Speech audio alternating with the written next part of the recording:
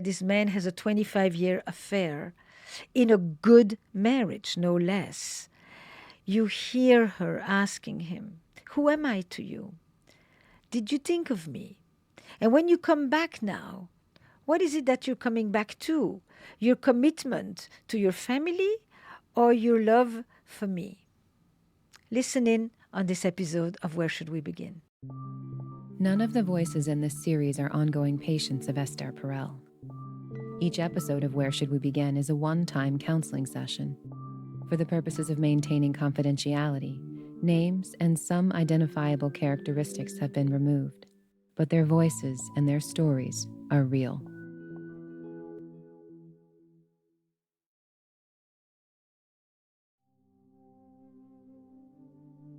They met for the first time on the day of their engagement.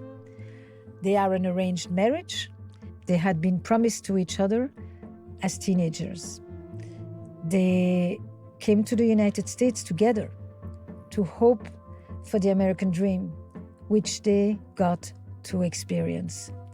And in the midst of this lives a 25-year affair. I lied to her many times, hiding. When she found out, it was really painful. Sometimes I wish I never found out.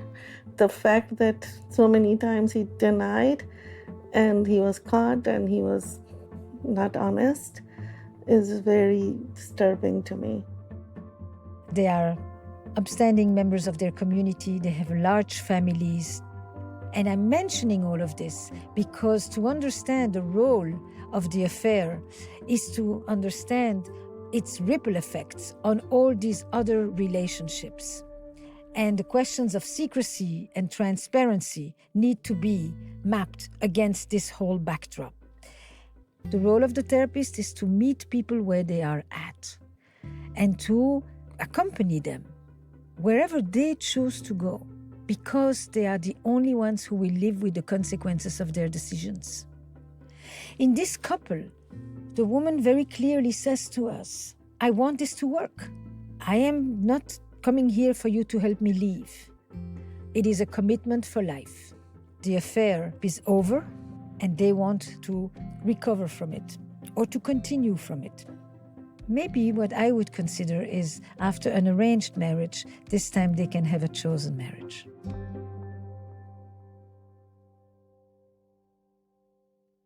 When you have an arranged marriage like the one you had, what were the ideals, the ambitions that you brought with you about marriage? What is the conception of what marriage is about? It's about staying together for life. Divorce is not even an option. Like, that's not something that was acceptable. So it's a one-time enterprise with no exit. And the commitment is for life.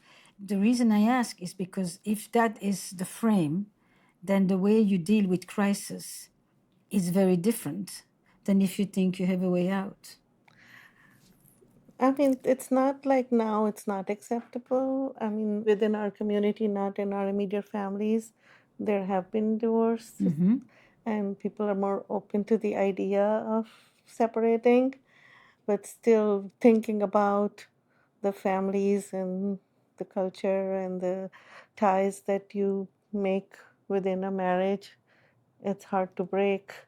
Not just two spouses getting apart, it's the whole family falling apart. Marriage is not between two individuals. Yes. Our marriage is between two families. Yes, and even more. And even more. Yes. Okay. You want to say something? There was no choices but to listen to the parents. And this is going on for centuries the way it was. Yep. So we had to listen and we have to go with their decision. That's how the normal life was. There's another piece that was part of the normal life. I'm sure nobody went to see a therapist. Nobody. I think we are the first ones. Oh, wow. Yes. Right? What's that like for you to be sitting here right now? the way that this happened, the betrayal that happened, is painful. But honestly, having a therapist and listening to the therapist, it opens our eyes. So I'm blessed that I listened to you and some other podcast. It opened my eyes that my mistakes causes so much to hurt other people. That was surprising to you. It was a surprise for me how much pain I caused. I lied to her many times, hiding, but when she found out, it was really painful.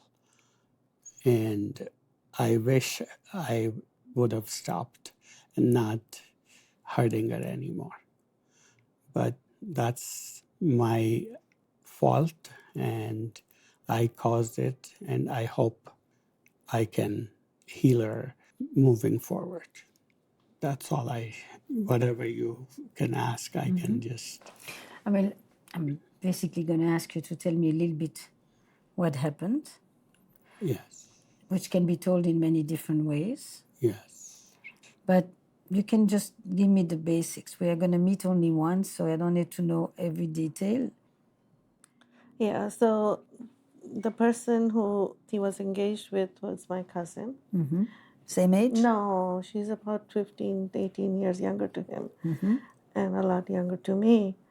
She was somebody who we supported a lot because she grew up without a father, and she's my aunt's daughter. So when she came to America, I took her as a little sister, helped her get her everything, and got her a job, and helped her get situated somehow or the other. She was living with us. And I could see she was very manipulative even then, like she was lacking something that she was trying to find from any man that she met. So I saw little signs of him gravitating towards her even then. Like she needs a license, but only he can go and help her, or she needs a car, only he wants to go help her, or whatever she needed, he would run and do it for her. And so she had met somebody who she was about to get married around, it was in the early 2000s. So this is a story of how many years? 25, yeah. And he kind of tried to help her with setting up a business with the man she was marrying, and they started meeting alone and trying to discuss the business plans and slowly trying to get closer, I guess, during that time. So one time it was Diwali and we had a party going on, and they both didn't show up, and it was late trying to find him and he couldn't locate him. And then when they both arrived, I asked her, "Oh, what took you so long? Where were you?" And she said, "Oh, I went to celebrate Diwali." And that was it. But then when I came home, something in my heart told me something wasn't right. So I confronted him that day, and he acknowledged that he was with her. And they were in a parking lot talking about the new business venture that she was opening and nothing else. And I was like, why couldn't you talk about that venture in front of everybody? What was so secretive? And I still have that question, which I never got the answer for. And The answer is that they never discussed business. I don't It's know like- what was it, but I was ready to leave the house that day. He stopped me. He's like, "There's nothing. You don't trust me. You don't believe me. There's nothing. There's nothing." I stayed, and ever since, and I told her that That day, was 25 years ago? 25 years ago, And and so for 25 years, you lived with a second sense? yes, yes. From that day on, I told her to get out of my life, to get out of my house, that you're not welcome to my house anymore, to leave. But little did I know that she never went away from his life. And I always had So- some suspicion. Let me ask you, the suspicion was because of how he behaved toward you? The suspicion was because of how he would have his mysterious disappearances? No, he never disappeared, but I knew he had some contact with her. Something within me said something's not right. And I used to have dreams about him marrying her. And I woke up and I told him all this, and he would just brushed it off, never like even talk about it. And a few times I caught him texting her, and then he would say, "Oh, it was just because I wanted to wish her happy birthday." Why do you have to wish her happy birthday? You don't even remember your sister's birthday. Why would you remember her birthday? And then I still kept on giving him chances over chances over chances. I don't know why. So May many I times. suggest one reason? Because sometimes when you know, you have to deal with the consequences of knowing. So sometimes people live with a sense and they never translate that sense into knowing, because knowing would demand that they take action. And it sometimes is an action they don't want to take. It's possible. Sometimes I wish I never found out. It's like, how do I deal with the consequences? So that strange thought is actually very common. If I don't know, I wish I knew. And when I know, sometimes I wish I didn't know.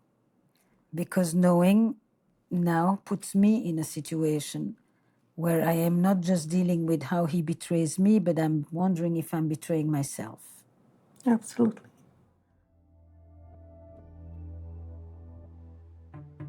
People are often obsessed with the idea of how could you live for so long and not ask and not know or believe. And it's because there is something really very sometimes dark and complicated in the idea that sensing is still better than having the truth. Because once you have the truth, you have to respond to it. Because once you have the truth, you can't say, I asked and he denied. Whatever he did is no longer determining of my response. Only my integrity, my choices, however compromising and imperfect they may be. And it's me vis-a-vis myself. As long as we are in the sensing zone, it's me and you. Once we are in the truth zone, it's me and me.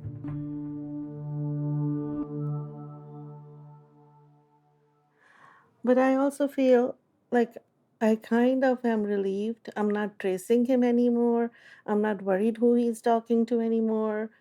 I was always like, who's he texting? Why is he texting? Why is he not sleeping? Why is he late? So this was very active. Very, This was I not mean, at least something. in my mind, I don't know how active he was or no, but for me, everything was a suspicion. He moved, I would be like, where are you going? He's in the bathroom. I'm like, oh, does he have his phone with him? This is how I lived. For me, every minute was torture. But at least now I don't care. You want to talk to her, go talk to her. I really don't care anymore because it's kind of now out and I know what the truth is. The lies were really bothering me more than his relationship. The fact that so many times he denied and he was caught and he was not honest is very disturbing to me. So what's it like for you when you hear this? And I mean, do you visualize it when she describes it? Are you back in the scene? Yes. Obviously, she got hurt because of my lies, and I stayed in touch. I texted 3, 4 times a week, and that was an issue because I was hiding it from her.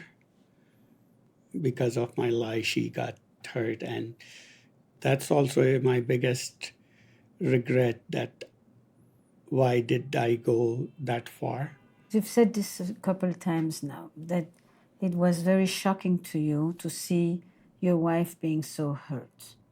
Why then? Why did that moment suddenly make you realize that your behavior was so hurtful when for 25 years she's asking you, what's up? And you were so dissociated in the lie that you couldn't imagine that it could hurt her? First of all, thinking about in so many years that she saw me texting, I didn't listen to all that. that this person is not just with you, this person have done this to other people as well. I ignored it. This woman has seduced other men. Is that the idea? Yes, but I felt comfortable with her, and our relationship moved on. But to answer your question, I knew that I'm lying to her, but I didn't know the trauma situation, that my act had so many consequences, and one of the biggest consequences was the trauma that I caused, that I lost her trust, and it's very hard to gain it back. And for me, the person always showed me that I am a wanted person. She liked me being around. She has done the same thing to other people as well, but I fell for it. So my regret is that I fell to the seduction of my mistress, Yes. and that other people saw it from afar, whereas I let it wrap me. Yes. And why do you think you were more susceptible? My biggest reason was to help her out, and that was my soft point. I mean, I have done that with other people in my life as well, but this was the one that I went too far. And what Yes. is it about being a sugar dad that is so compelling? I don't know what's the meaning of sugar dad. You can guess. It's a so- word that you don't use, but I'm going to Yeah. introduce it to you. Sugar dad is, I don't know if I'm right, to support someone in their life. No, because you can be generous to a lot of people. That's not the point. Did you see her as powerful? Powerful as in seductive. Yeah, I can say that, yes. And so my question to you is, what made you susceptible to her charm, her seductions, her brittleness, her neediness, her reliance on you? There's a paternal relationship here, and she lost her daddy young. Yes. And you come very kind. What made you susceptible? This woman did not do something to you that you did not want done to you. It was seductive way of talking, and she wanted something. It attracted me towards the person.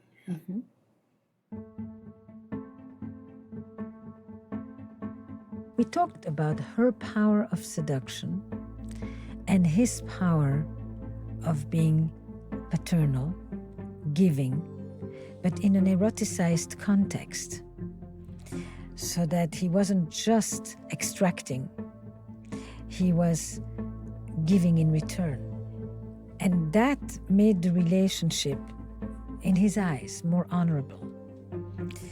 At the same time, he also realizes that he wasn't that special. He was one of many.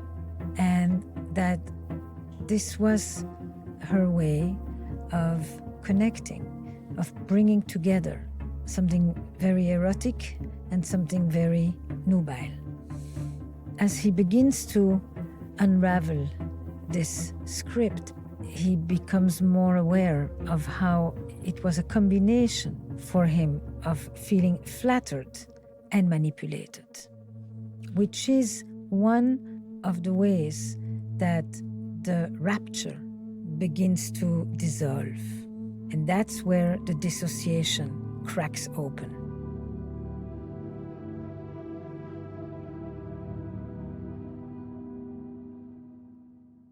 And that's my regret, is I did this for so long. So here's the thing. When you feel bad about what you've done, when you regret, when you have remorse, when you feel guilty, sometimes it prevents you from actually understanding why you did it. Because you feel so bad about it that the last thing you want to do is actually think about why you did it. That's true.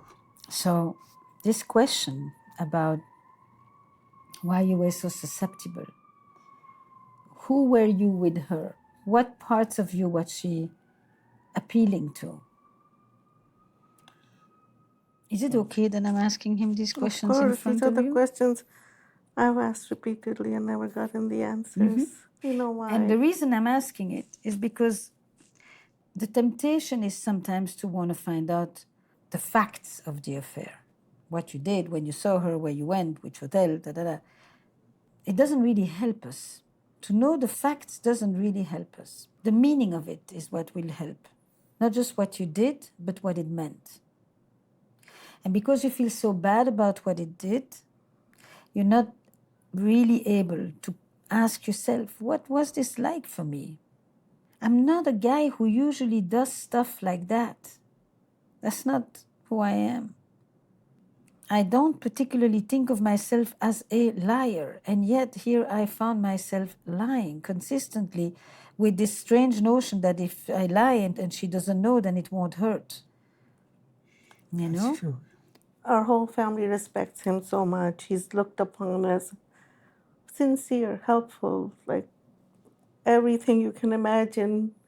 My family loves him more than me for everything he's Are done they for aware? everybody. Who knows what? The whole system is involved now, or? No. I'm very reluctant to talk to, and like only a few people. Because they would be so mad at him that they would That make too, it. and I don't. If I'm staying with him, my biggest thing is I don't want him to looked upon down, or to me be felt sorry for. Like people look up to us like we have the perfect life, the perfect home, the perfect family, the perfect car, the perfect house, the perfect beach house, the perfect vacation. We have everything anybody wants. I don't want that to go away if we are living together, if we want to stay together. So why should they think of him differently?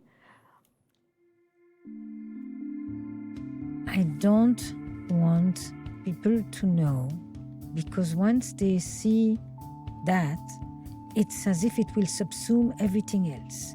The fact that he cheated is more important than all the other things that he has done, and they will think ill of him, and they will pity me that I had no choice, or that I made the unfortunate choice to stay with this person. And they will disrespect him, and they will disrespect me. And that is a very layered, complex dilemma that so many people face at that moment. Because now she's holding the secret of his secret. And this is an aspect of the recovery process that is not so known. When we collapse it all into yes or no, on or off, we bypass some of the more complicated, deeper decisions that we make in the process of this. And yet they are so important and so determining for the life afterwards.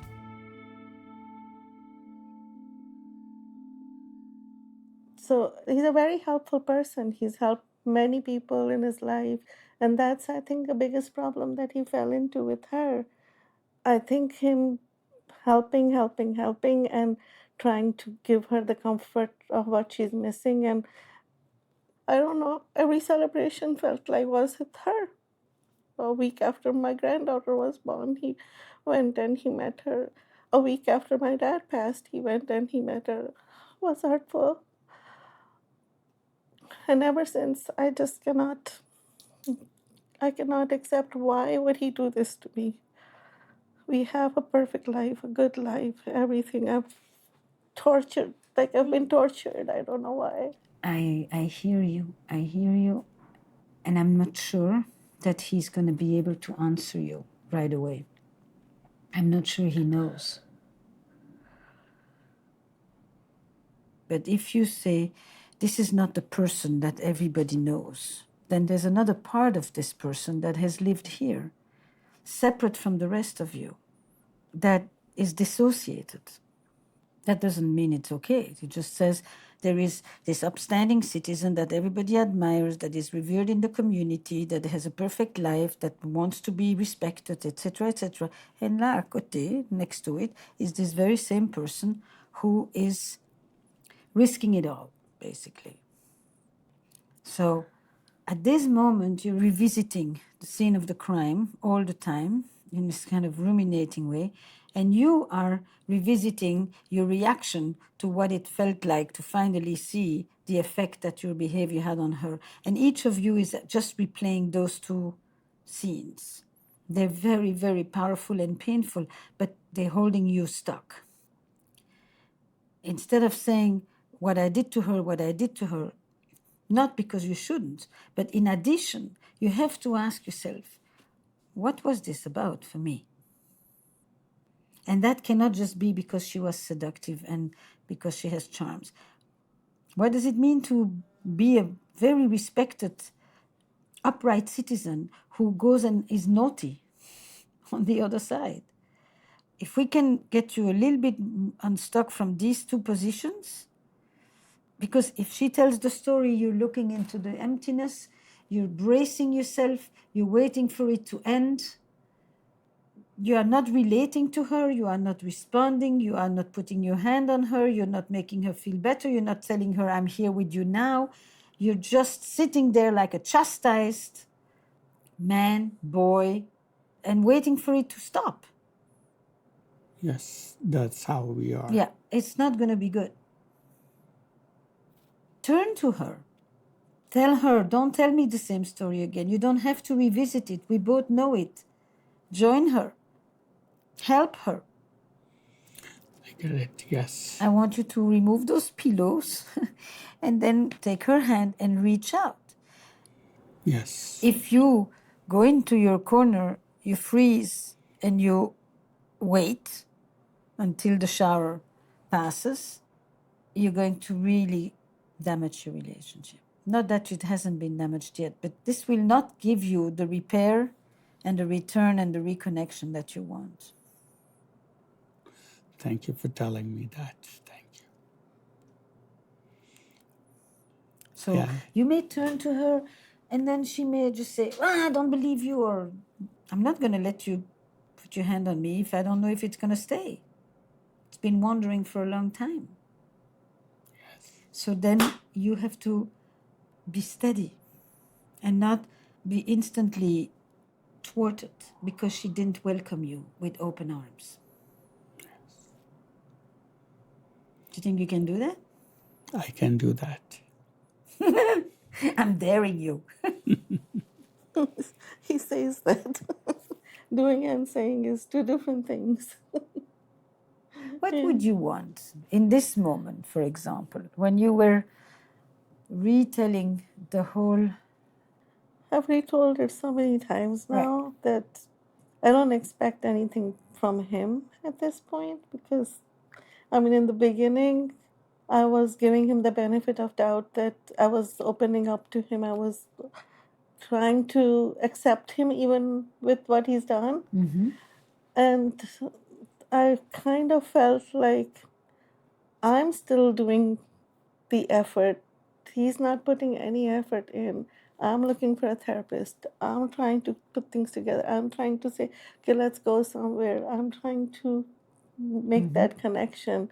And his life is the same. He's always like, time will heal it. Everything will be okay. Everything will be okay. That's his. Talk to him. That's your way of trying to say, we'll get through it and whatever happens will happen. You're okay with if I stay with you or not stay with you, or if I choose to go, whatever your decision is, I would. You believe that? I don't know. Obviously, he doesn't want me to go, but he doesn't say, no, that cannot happen. You have to stay. He's like, whatever you decide, it's fine with me. I'll support you either way. I'm not going back to her, but I don't want you to be stuck with me. And that's because you don't think you have any right to ask for anything? You've kind of used up your quota? obviously right.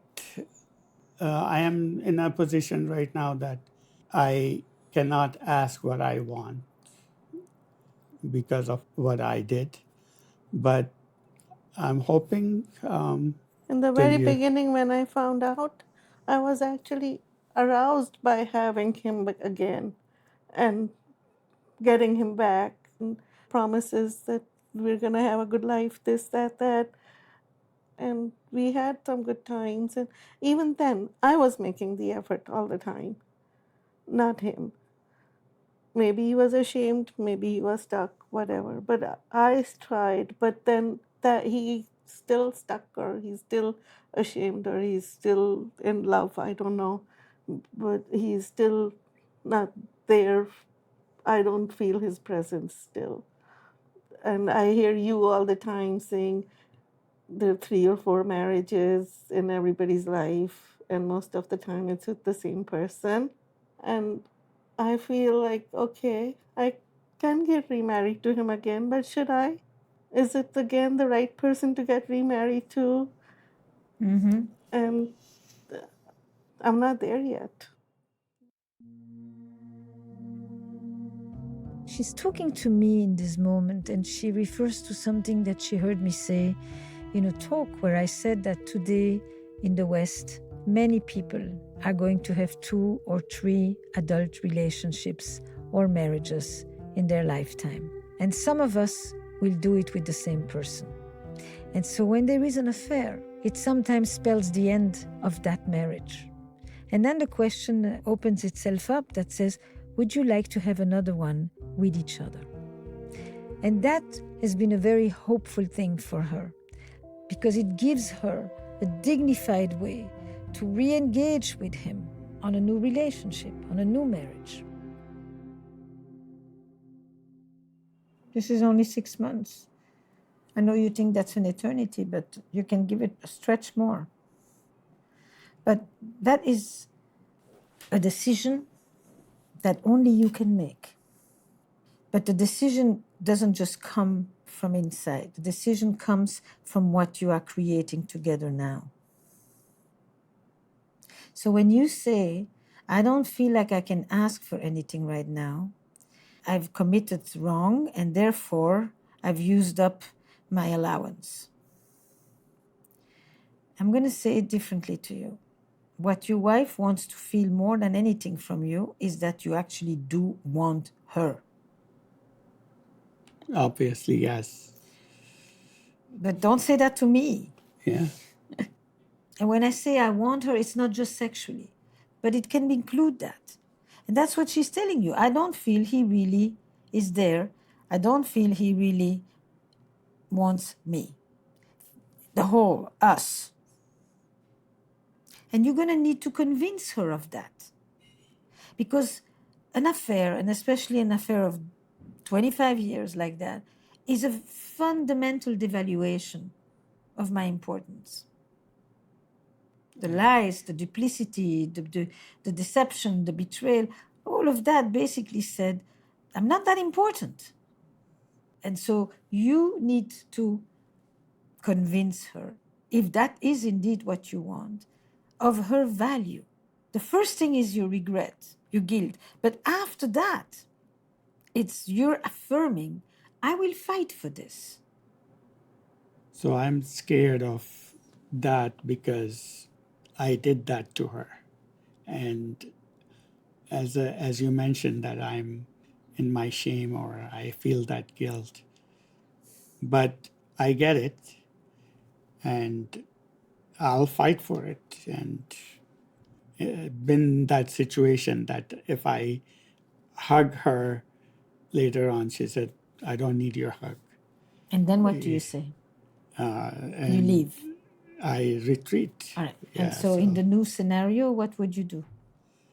I'll double hug or triple hug. And? I don't know. That's right. You don't know. Don't know. We always have think that she said, you don't care about me or you don't love me. Says who? And my wife. But I don't have the answer for it. I What don't have the answer for, for if I care about you? meaning I don't know.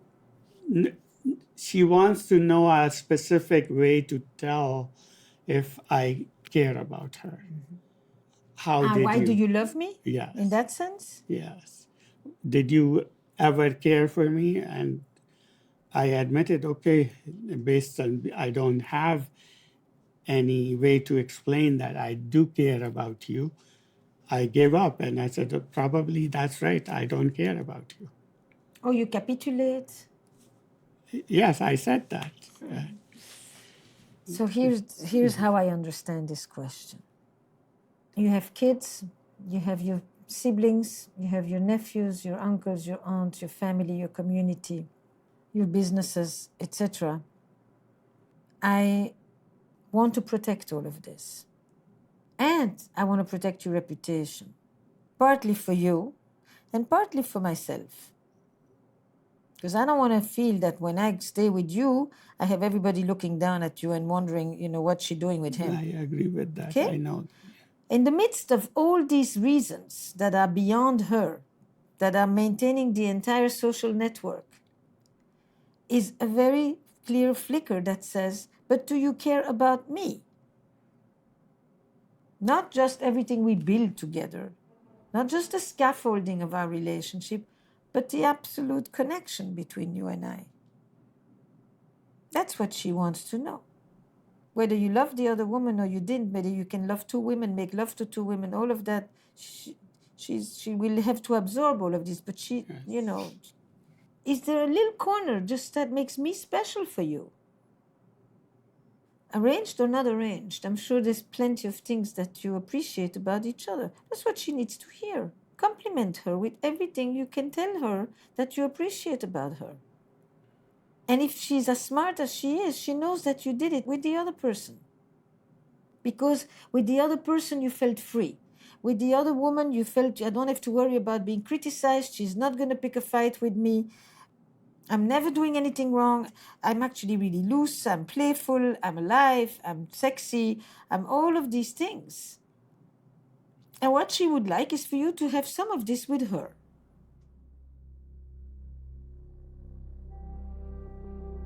In effect, they are in transition. In their arranged marriage, they were each inhabiting their roles. She was the wife, he was the husband, she was the mother, he was the father, she was the daughter-in-law, he was the son-in-law. And these roles were often it. And the transition is from being in a role to being really chosen as a person. From it to I and thou. And that's really what she needs to know. Am I more than just the person who fulfilled a role for you? Am I that person where your freedom and your free choice also directed itself to?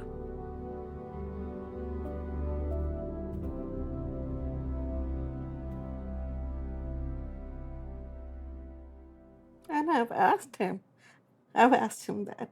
He still doesn't. Well, you've asked what? Hey, you took her to a hotel. When did you book a hotel for me? Right. Never, ever. We've married for 40 years. Has he planned one thing for me? Never. But yes, he knows how to because he did it for her. So he knows how to please people. It's not like he doesn't know how to do it. He knows how to play, and the question is, where is play between the two of you? Is that a part of your relationship? And often, in the middle of a revelation of an affair like that, either people completely split or they, as you described before, suddenly experience a sense of arousal and passion and intensity that they haven't felt in years. I did feel that in the beginning, but then I lost it because I didn't see it from him. Mm-hmm. So, and I still don't see it from him. He's still tight, just trying to get through life. To not disappoint you, to not make you angry. But that may have happened throughout your marriage. That is not new. Oh, so it was about not... That you know how to play but that you don't play in the family. You don't play in your marriage, and you never have. You created a demarcation. Here, I do the responsible stuff. There, I do the fun and playful stuff. Here, I'm tight. There, I'm loose. Here, I do the fearful husband. There, I do the bold lover. Yeah, so throughout the years, my wife, she tried to do her duty for the intimate portion of that because I wanted it. I enjoy that intimate portion of our life. But for some reason, I felt that she doesn't enjoy that portion. And I don't want to be playful if she doesn't want me that way. And you think she was just doing her wifely duty, It was doing her duty, but not but not enjoying it? enjoying it. But how could I when I know he has somebody else in his life? Throughout all the years? Throughout. So 25 years, I know you're lying to me. I know you yeah, have another life. How could I? But I was still doing my wifely duties. yeah, and sometime even just reaching out to her on her side of the bed. She always thought that maybe I need something from her that I came on that side. But apart from sex, is it anything else that we do that we should enjoy together? That is not your priority. That's what I'm saying. You've never booked a hotel for me. You've never taken me somewhere for dinner. I have done. I have planned everything. But he has never taken the effort to make me feel wanted. Nothing.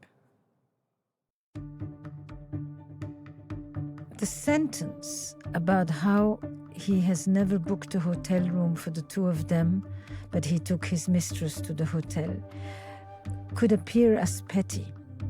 But in fact, this statement of jealousy, even of competitiveness, that lurks behind the anger is very, very important.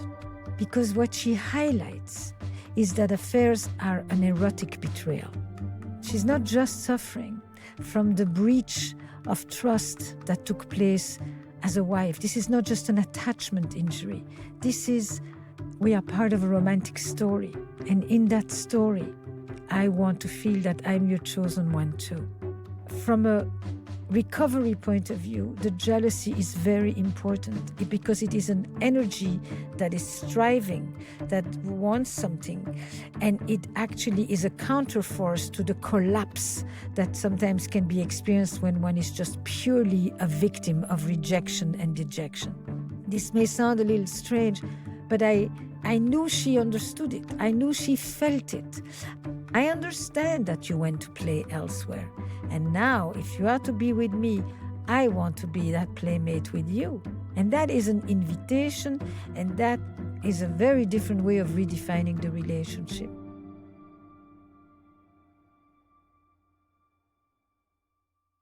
You're right on that. I'm guilty for that. She is a good planner. Wherever we go, she plans. Yeah, but that's... Yeah. Doesn't matter. You know, if people could bring 10% of their initiatives and imagination that they bring to their affairs into their marriages would be doing a lot better. Yes. So there's a complacency. I don't have to. She's a better planner. And you have a dance here. Yes, for me to enjoy it, I need to know that you're enjoying it too and you're into it. It's a two-way thing. It's not just for me. But for me to be not just doing my duty, I like to know that you're actually into me and that you want me. And that involves certain romancing, which you have actually never done. So indeed, you are right to think that I'm not so interested. And indeed, you are right to think that I am not really making the effort to let you know that I really want to connect with you. And you don't feel wanted by him, and he didn't necessarily feel wanted by you. And There are loads of reasons how one finds oneself in that place, but this is an easy door. People don't have a 25-year affair with someone who they wonder if they want them. That's taken care of. And how you let each other know that that's not the case now is an invitation for both of you. Every time you think, I don't have to make a reservation because she's a better planner, you are adding another brick to the marital graveyard. That might be one of the reasons, because she is very particular about what she wants. It doesn't matter. You tell her, I did it for us. I did it the way I thought it would be nice. Be gracious. Okay, if you See, know me. the point, no, this is the thing. No, don't go. Because he's going to tell you, why bother doing anything? You're so particular, you know exactly the way you want it. Whether if I do it my way, you're not going to appreciate it. And then you're going to tell him, you know me so well, why don't you know exactly what to do that would be that what I like? And then what you will have is him on strike and you complaining. But if he knows me, right? He knows me. No, it doesn't work this way. No. It doesn't. It actually doesn't. But he should at least try. But he should try, and you need to tell him, please try, I'll be gracious. Yeah. I will appreciate it I for will the be. gesture. I will Do be. you understand? It's each of you is going to have to tell the other, I will do my part. Yeah. You cannot not do it because she's going to not be happy about it no matter what. I listen to you, and I don't care if she gets upset going forward. You know, okay, so you know what you made me think about? Since you never dated before you got married, Obviously. I think you need to date. This is what you're both talking about. You take each other out on dates. But maybe he needs to date me because I've done that. no, but you can't. If you go and you tell him, I've done this our entire marriage, it's always been me, it's maybe totally true, but it's not productive.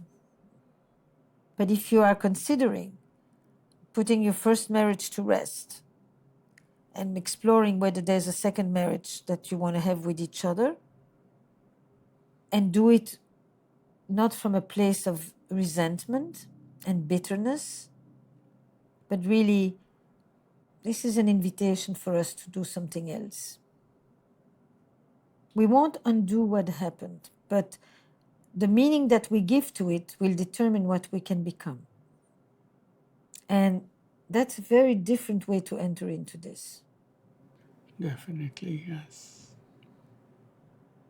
Because I feel like I have tried and done, but he hasn't, and he doesn't take the steps to initiate anything again. So for me, I'm kind of like giving up at this point. Like, why should I keep on doing it? Maybe I should accept it and move on, and I shouldn't have to ask for connection or ask for love or ask for anything. Maybe we can still live together and live our own lives until one of us dies, and that's going to be the end of it. You know what? It could be an option, but it's not yours. Because it's not what you really want. No, At least I not don't. yet. I don't. And it's not necessarily what he really wants either. I want to tell you that I'm tired of living a double life, and my commitment is to you. And if you allow me to keep it that way, I'm ready for it. And I want to give you a peace of a mind that what I did in the past, I'm not going to do it in the future. And I am truthful to you, so I am looking forward. As Esther said, you can remarry. And I want you to feel that way.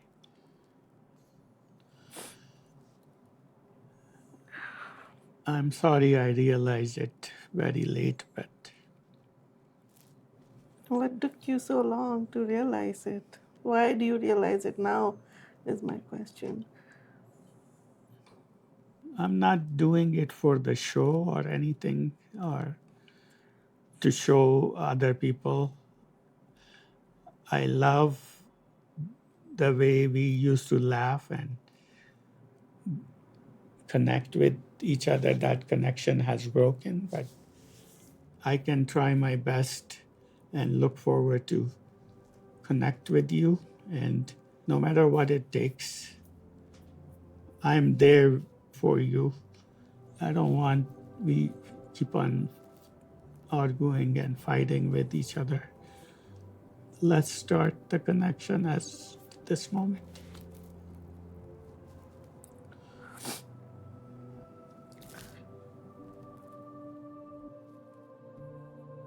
Every affair will redefine a relationship, or in this case, a marriage. But every relationship will determine what the impact of the affair will be. This is their crossroads.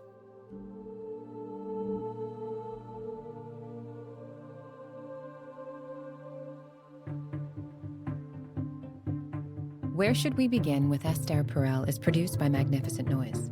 We're part of the Vox Media Podcast Network, in partnership with New York Magazine and The Cut. Our production staff includes Eric Newsom, Destry Sibley, Sabrina Farhi, Kristen Muller, and Julia Natt. Original music and additional production by Paul Schneider. And the executive producers of Where Should We Begin are Esther Perel and Jesse Baker. We'd also like to thank Courtney Hamilton, Mary Alice Miller, and Jack Saul.